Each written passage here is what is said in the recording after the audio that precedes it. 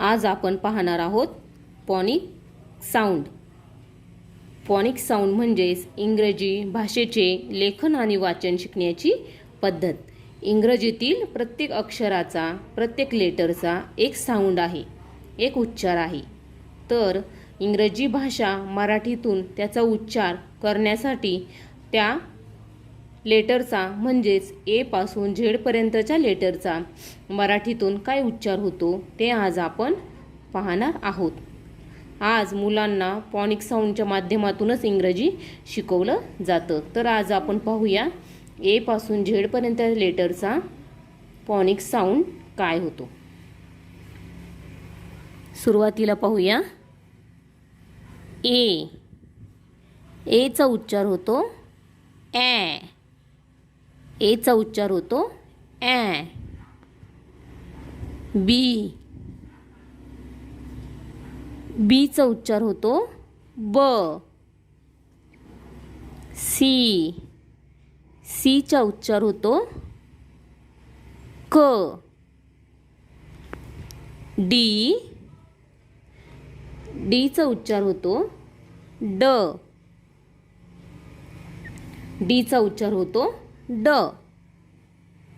E. Icha उच्चार होतो ए. ईचा उच्चार होतो ए. यफ. यफचा उच्चार होतो फ. यफचा उच्चार होतो फ. जी. जीचा उच्चार होतो ग. जीचा उच्चार होतो ग. यच. यचा उच्चार होतो ह.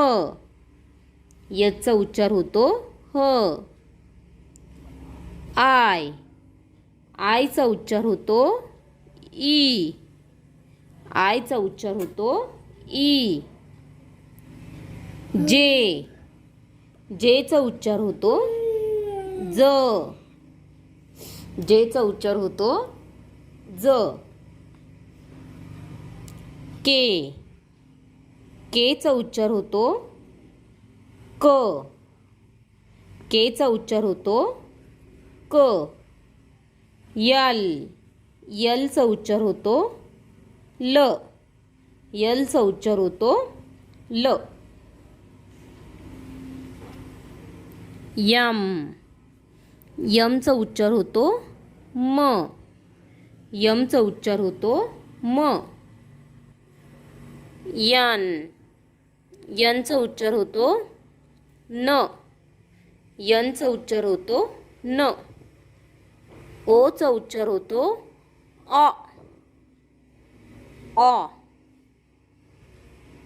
पीचा उच्चार होतो प. ईचा उच्चार होतो प. क्यूचा उच्चार होतो क्व. क्यूचा उच्चार होतो क्व. आरचा उच्चार होतो र.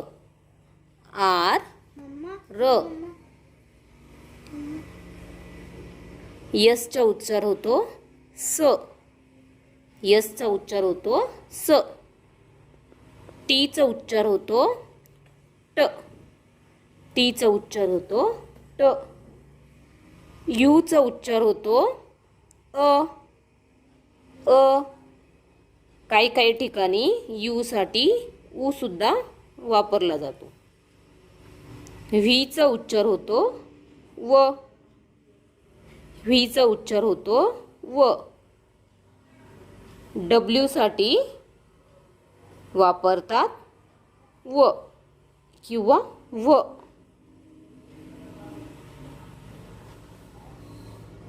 वाय साठी वापरतात य. वायचा उच्चार होतो य. झेडचा उच्चार होतो झ. झेडचा उच्चार होतो झ. तर आज आपण फॉनिक साऊंड पाहिले. आपण परत एकदा त्याचा उच्चार पाहूया. ए ॲ. बी ब. सी क. डी ड.